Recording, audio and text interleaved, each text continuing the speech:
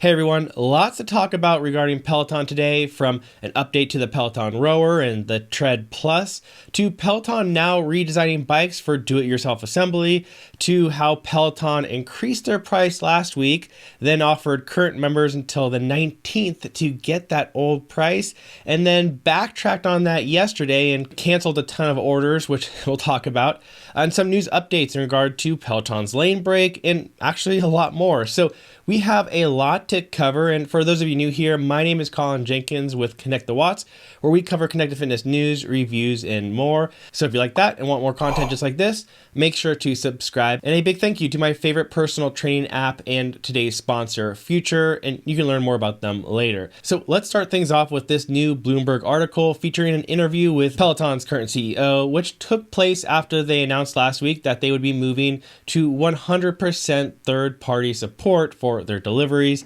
cutting 800 jobs, and raising the price of the Peloton bike by $500 and the Peloton Tread by a whopping $800, taking place immediately. So Barry talks about a lot of things in this interview that are actually pretty substantial. So first, let's talk about what he said in regards to the new redesign coming to the Peloton bike. Currently, when you order a bike from Peloton, the equipment is mostly put together by somebody else prior to the delivery, and then fully set up by the deliverer within your home. Now, whether the delivery says it's free or not on the Peloton's website, this has obviously been part of the price being paid for the bike. And the idea that Barry McCarthy shared is that Peloton will be redesigning the bike so that that delivery process will no longer be necessary.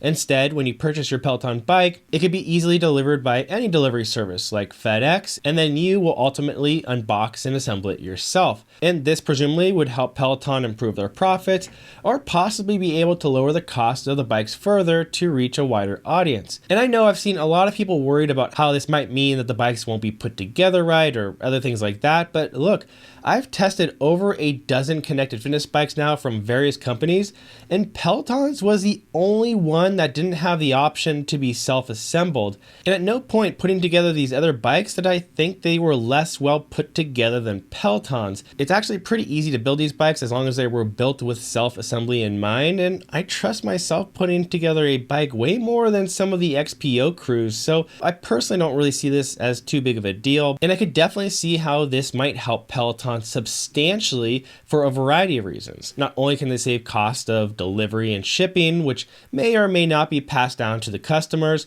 but also for the possibility of better and increased distribution. Selling through Amazon or even brick and mortar stores, as other bike companies do, could really help Peloton sales. And I know a lot of people think that online sales are like the only thing, but brick and mortar is still a very huge portion of all sales. And it's honestly probably the only reason Echelon has done pretty decent these past few years, because they were available everywhere, like at Costco. And so it was just such an easy pickup. If you saw it and you thought, you know, I should probably get one of those exercise bike things, well, it looked close enough to Peloton and it was an easy pickup. And so I think if Peloton could get into some of these places like Costco, it would likely be a huge deal for them. And it's something that they really could only do if the bike were able to be self-assembled. So this change makes total sense to me. But what we don't know is that if they are completely redesigning the bike for self-assembly, or if they are simply putting together like screws and instructions into a nice package to be included with their current bikes. And my guess is that is probably what they are really doing here, because their inventory of original Peloton bikes is so huge that they aren't manufacturing any more original bikes for a good while. And with so many to sell, like years of supply, my bet is that these bikes are going to be redesigned with self-assembly instruction and a manual and some nicely organized set of screws and washers and everything that you need to put together yourself. Okay, so moving on, McCarthy mentioned a bit about the potential release of the Peloton Rower and the re-release of the Peloton Tread Plus. So in regards to the Rower's release, which rumors are that it will be called the Peloton Row, McCarthy said, quote, "We're hopeful to have it for the holiday season." So that's great news for those looking forward to it. And in terms of the re-release of the Peloton Tread Plus, which was recalled over a year ago, McCarthy said, quote, "The government decides when and what in terms of re-entry." Which, look, this has some truth to it, but not a whole lot because, they decided to recall the Tread Plus, and any designs for re-release will need to be approved by the U.S. Consumer Product Safety Commission, which, that process can take several months. But if it was actually true that it was fully in their hands, that means that the design has already been finalized and sent to them for that approval process, which I'm really not so sure has been done yet. So yeah, the government does take a little time to decide when and if these new designs are good enough to be approved, but it's really Peloton who decides when the reentry will be by when they submit those new plans. So given the way that McCarthy kind of tried to put all of this on the USCPSC, it makes me feel like they are still working on the plans, and there's probably little hope or reason to believe that this re-release will be coming anytime in 2022. Now, something else that McCarthy said that was also really interesting is that the Peloton is, quote, in the process of rethinking its strategy for their digital app. Before I get to that, let me quickly tell you about today's sponsor, Future. Future is a personal training app where you get paired with a professional coach who creates a custom plan just for you around what you enjoy and which goals you'd like to achieve. Obviously, accountability is huge. It's easy to stop or quit a workout early when you don't have somebody to report to. But when you know a coach is going to be seeing everything you do, it becomes much harder to come up with excuses, and it allows you to build the consistency that you need for success. You can learn more about Future via the link in the video description below. Okay, so now Peloton might be exploring a freemium model for their digital app, which means that some features in the app will be free, while others will still require a membership. Now first, let's just take everything at this point that Barry McCarthy says with a giant grain of salt. I remember an interview not long ago when he said he wouldn't be raising membership prices, and then, 1 month later, he did. And then when those membership prices were raised, he said that was an order so they could lower the cost of equipment, and which they did, only to re-raise them back up just last week. And if I remember correctly, Barry had also mentioned the idea of possibly raising the price of the Peloton Digital app not too long ago, and now he's talking about making it free. So yeah, Barry says a lot, but a freemium model actually doesn't necessarily mean they won't be raising the price of the digital membership.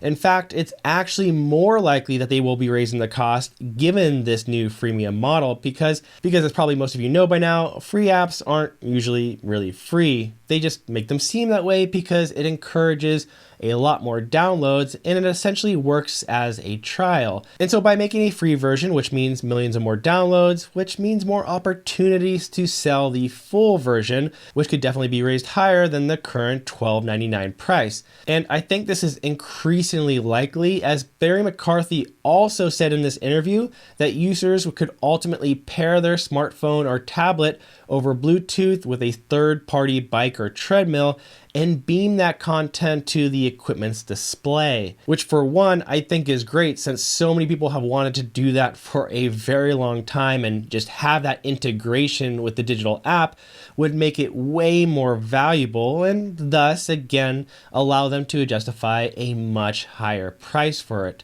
So we'll have to wait to see if there's some truth to this or not, or if it's just another one of those things that Barry says. And I wish that was all of the Peloton news today, but they seem determined to continue to put as bad a foot forward as possible with these frequent price changes.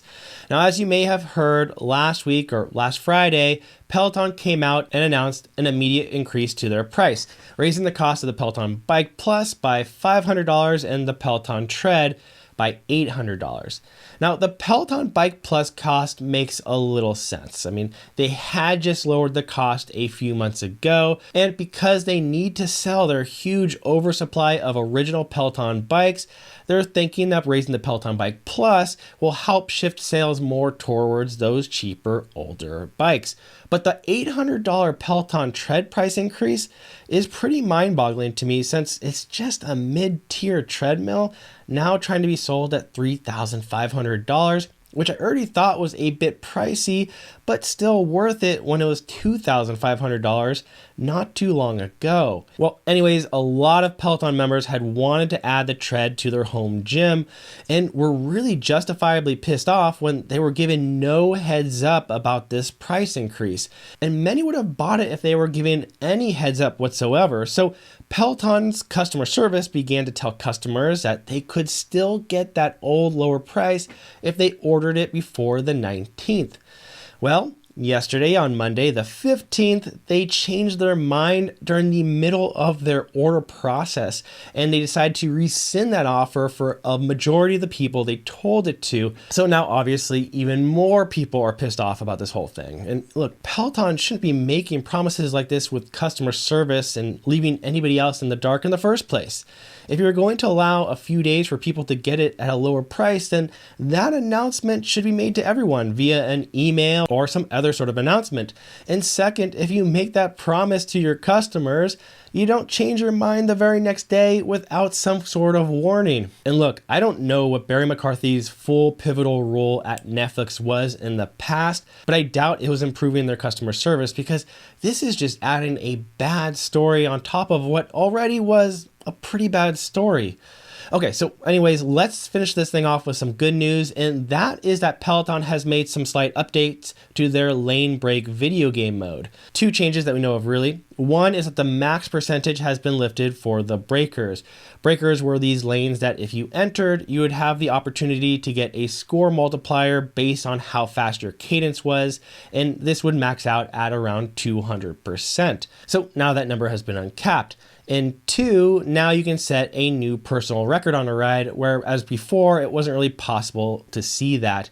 And I think both of these changes are really great. One of my biggest issues with lane break was just how little room there was for improvement from one ride to the next, and how little incentive there was to retake a ride afterwards. I wanted there to be more opportunity for you to improve your score, whether that meant staying more directly on the cadence or being able to push harder within a lane or something. So uncapping that max percentage for those breakers helps a lot, because it also uncaps that high score. And again, having the ability to see your improvements from one ride to the next is an important component that was missing as well. So glad to see it. And if you haven't checked out lane break in a while, you might actually be shocked that they have continued to add new rides to it every single week.